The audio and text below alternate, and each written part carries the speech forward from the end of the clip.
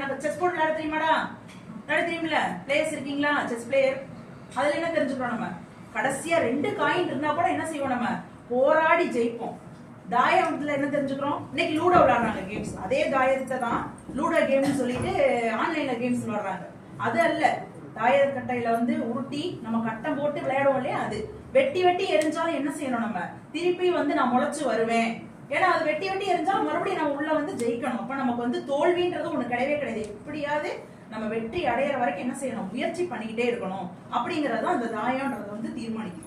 அந்த மாதிரி விளையாட்டுகள்லயே நம்ம என்ன செஞ்சிருக்கோம் அப்படின்னா, நாகரிகம், பண்பாடு, விட்டு கொடுக்கறது, சகிப்புத்தன்மை, இதை எல்லாத்தையுமே விளையாட்டு மூலமா சொல்லி கொடுத்தோம். இன்னைக்கு எத்தனை பேர் வந்து வீட்டுல தாயக்கட்டை வாங்கி வச்சிருக்கோம், பரமபதம் வச்சிருக்கோம், இதெல்லாம் நம்ம சொல்லி கொடுக்குறோம் அப்படின்னா கேட்டா கிடையாது. ஆளுக்கு ஒரு போன், எல்லாரோட கையிலையும் போன்.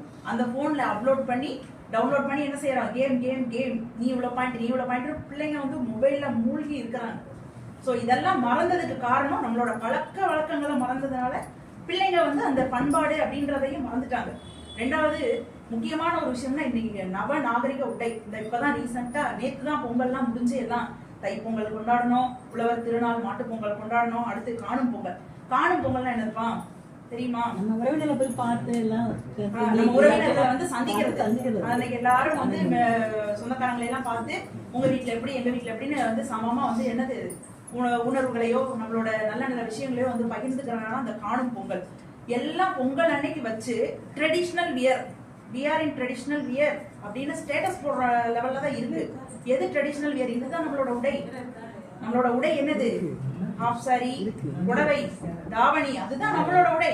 அது வந்து ட்ரெடிஷ்னல் வியர் தள்ளி தூரமா நின்று பாக்குற இடத்துல கிடையாது. நம்ம ட்ரெஸ்ஸே அதுதான். 15-20 வருஷத்துக்கு முன்னாடி நம்மளோட உடைகளே தாவணி தான். இப்பதான் வந்து என்ன போடுறோம்? லெகின்ஸ் போடுறோம், டாப்ஸ் போடுறோம். அப்ப அப்படி கிடையாது. பாவாடை சட்டை பிள்ளைங்களுக்கு ரொம்ப கன்வீனியன்டான ஒண்ணு ட்ரெஸ்.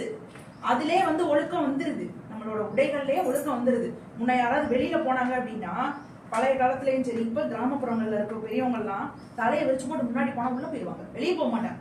அச்சா ஒருத்தி தலைவலி கோலமா வந்திருக்கிறான், அப்படி தண்ணி வாங்கி குடிச்சுட்டு தான் போவேன்.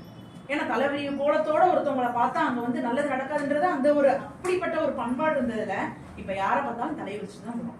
பின்னல் போடுறது வந்து அது இது வந்து ட்ரெண்டிங் கிடையாது. எங்களுக்கு என்ன செய்வோம்? நாங்க பின்னல்லாம் போட மாட்டோம், இப்படிதான் ஃப்ரீஹேர் விடுவோம். தப்பு இல்லை. ஆனா வந்து அது நம்ம கலாச்சாரம் கிடையாது. மேலை நாட்டில் இருக்கிறவங்க எல்லாம் வந்து நம்ம கலாச்சாரத்தின் பேர்ல வந்து என்ன செய்யறாங்க? நம்ம கலாச்சாரத்தின்படி புடவை கட்டி கல்யாணம் பண்ணும்போது நம்ம வந்து அந்த உடைகள்ல இருக்கிறது சரியா? ஏன்னா நம்ம யாரு? தமிழர். எல்லாத்துக்குமே மரபுகளையும் அறநெறிகளையும் ஒழுக்கங்களையும் சொல்லி கொடுத்த நம்ம என்ன செய்யணும்? நம்மளோட பண்பாட்டிலையும் நம்மளோட நாகரிகத்தையும் வாழ்ந்து காமிக்கிறது தான் தமிழர்களுக்கு பெருமை.